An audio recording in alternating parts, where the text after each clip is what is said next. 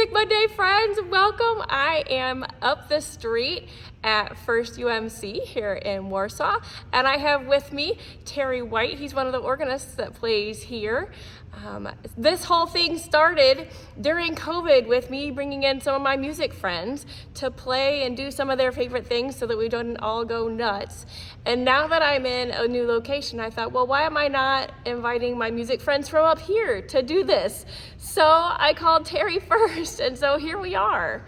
Terry, why don't you tell them a little bit maybe about how you got here and what you're playing and what's happening? Okay. Well, I am a part-time organist here. I agreed about 8 years ago to do this for a few weeks until they found somebody permanent. And I think they're still looking. They haven't found anybody yet. But I share the organ bench with another fellow, Rich Dick. He and I trade off. I play first, fourth, and fifth Sundays at First United Methodist.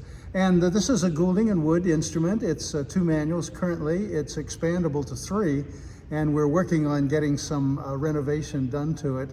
It's a very capable instrument. I think probably it's the best one in Warsaw in terms of capabilities.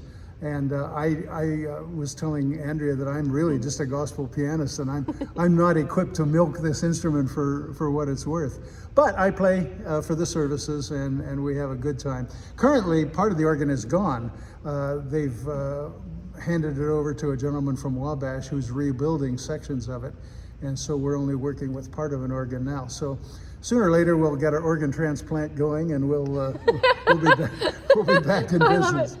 What I'm going to play today is a Dick Anthony arrangement of How Firm a Foundation.